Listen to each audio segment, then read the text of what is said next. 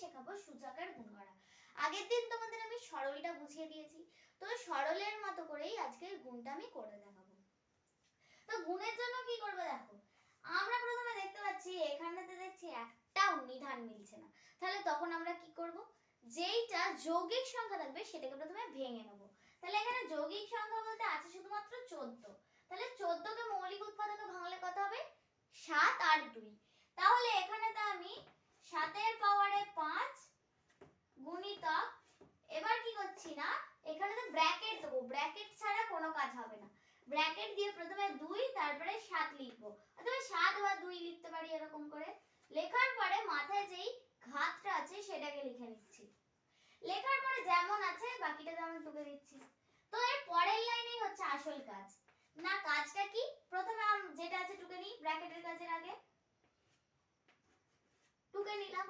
এরপর কি হবে, এই যে 2 গুণিতক 7 আছে এর মধ্যে এক একটা সংখ্যা চলে যাবে, এইখানেতে এক একটা সংখ্যা বলতে এখানে আছে 2 আর এখানে আছে 7, তাহলে এখানেতে প্রথমে 2 লিখবো আর গুণিতক এখানটা 7 লিখবো, আর মাথায় দুজনেরই এই ঘাতটা বা সূচকটা লিখবো। লেখার পরে ব্যাস, তারপরে যেমন আছে তেমন খালি লিখে দেবো। লেখার পরে এবার কি করব, যেই যেই নিধানগুলো একই, যেমন দেখো 7 আর 7 এই দুজনের নিধানগুলো একই, তখন এদের দুজনের মধ্যে একজন বলছে আর দুজনে যেই কি করবে একাই চলে যায়, তখন একা যাবে বলে একটা 7 নেমে গেছে। নামার পরে না এদের এবার পাওয়ারগুলোকে আমরা কি করতে পারি, পাওয়ারগুলো তো যোগ করেও বসাতে পারি, বিয়োগও করতে পারি, গুণও করতে পারি। গুণ চিহ্ন আছে গুণ করব, কখনোই করব না। গুণ চিহ্ন থাকলে মানে কি, মানে ওটা বেড়ে যাচ্ছে, কিন্তু বেড়ে যাচ্ছে, গুণ করলে সবসময় সংখ্যা বাড়ে আর ভাগ করলে কমে, তাই যখন দেখবে গুণ চিহ্ন আছে তখন গুণ চিহ্নের বদলে তোমরা উপরে ওখানেতে যোগ চিহ্ন দিয়ে যোগ করবে। যোগ করার পরে তোমরা এবার কি করবে, এখানেতে কি চিহ্ন আছে, এখানেতে গুণ চিহ্ন আছে মাঝে, এই দেখো একটা গুণ চিহ্ন, প্রত্যেকটারই গুণ চিহ্ন আছে, তাই একটা গুণ চিহ্ন বসিয়েই দিই।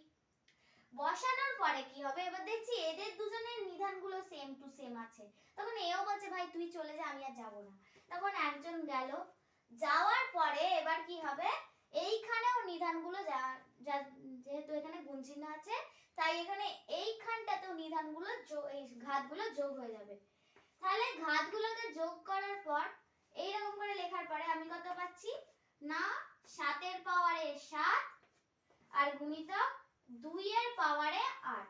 যদি দেখতে এখানে 2 কিংবা 3 আছে তখন তোমরা এগুলোকে ক্যালকুলেশন করে নিচে একটা গোটা সংখ্যা লিখতে, কিন্তু এখানে 2 কি 3 পেরিয়ে চলে গেছে, তাই জন্য এখানেতে গোটা উত্তরটা তোমরা হয় এটা লিখবে, আর যদি তোমরা গুণ করতে পারো তাহলে তোমাদেরকে অনেক খেটে করতে হবে, তাই আমি বলবো তোমরা এই উত্তরটাই পরীক্ষার খাতায় লিখে দেবে, আর এইভাবে তোমরা গুণটা করবে। আর আজকের ভিডিওটা ভালো লাগলে অবশ্যই একটা লাইক করবে, চ্যানেলটিকে সাবস্ক্রাইব করে দেবে।